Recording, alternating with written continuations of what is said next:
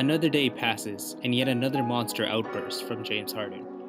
Mr. Fear the Beard just a few days ago dropped 61 points against the New York Knicks, a career high for a player who's been breaking all kinds of records this season.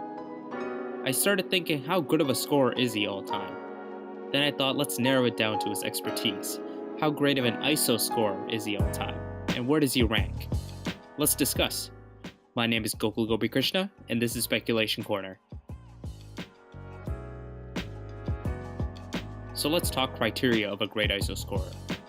A great ISO scorer is comfortable in any position on the court. They're comfortable scoring in many different ways, they know how to get separation, and they're not afraid to draw contact and shoot free throws to ice the game if that be required of them. For the purpose of the discussion, I'm not going to be talking about playoffs or popular sports rhetoric, things like mental toughness and clutch factor, just because I want to focus on skills more than anything. And where does James Harden fit on that spectrum? Let's start with dribble moves, because that's where it all starts. Harden's dribble move package is not the best I've ever seen, and it's not amazingly diverse. It's mostly stocked up with tight and low-to-the-ground crossovers, mainly between the legs and in front of the legs. However, the repeated dribbling patterns can be quite detrimental for defenders. Harden can anytime break the pattern with a quick shift to the side or shift backwards, leaving a lot of defenders frozen, or at least leave most defenders feeling like their feet are stuck in the mud. That gives Harden enough time to make a move. Speaking of moves, we come to Harden's footwork. He can flawlessly move from one spot to another without losing balance or losing the ability to see all the options on the court. It's especially noteworthy when he's stepping back or to the side of a defender to create space. Harden is always aware of where his feet are moving and where they're placed. He knows exactly how many steps are required to move behind the three-point line to avoid a long two, and can then calculate the necessary setups and dribble moves required to get to that spot. And then there's driving to the basket. Harden can drive with both hands to the paint. He can finish with simple layups, dunks, or his patented Euro step. With Ginobili gone, Harden has become the premier abuser of the move. The Rocket star also knows how to exploit the nature of NBA referees today by constantly scoring easy buckets at the free throw line. And finally, shot making. Harden can really pull up from the middle of any move, making him really unpredictable. But it's those deadly step backs and step to the sides that make him such a dangerous shot maker. Those step backs alone are the most unguardable shot in the NBA right now. After those dribbles and movements and a few drives to the basket, he's got his defender right where he wants him. Defenders don't expect the sudden shift backwards, and they especially don't expect scorers to be stepping back all the way behind the three-point line. And that's Harden as a scorer, a guy who is unpredictable. But that unpredictability isn't random. It isn't luck. It comes from his abuse of few but effective, efficient moves. Now, how does that ISO package compare to other greats? How about two shooting guard contemporaries of his, Michael Jordan and Kobe Bryant? For this discussion, I'm considering Harden to be a shooting guard. Now, Harden's improved immensely over the season and over the years, but I simply cannot put him above Jordan or Bryant, even as just an ISO scorer.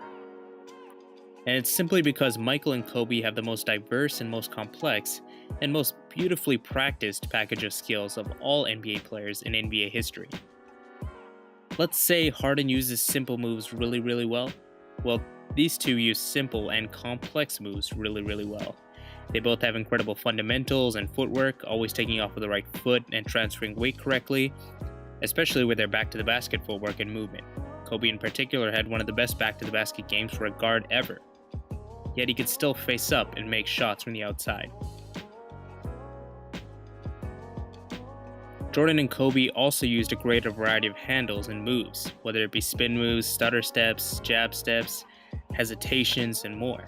Both also had far superior athletic ability compared to Harden and utilized it to get to the rim in particularly easy fashion, not having to rely on calls as much. Finally, both mastered the fadeaway, and Kobe Bryant and Michael Jordan's fadeaways were even more unstoppable than Harden's step-back is right now. Just think, tighter and more physical defenses at the time and less calls, and defenders know exactly what's coming, and you can only hope that the two would miss.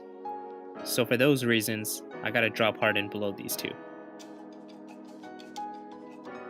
And then there's Kevin Durant.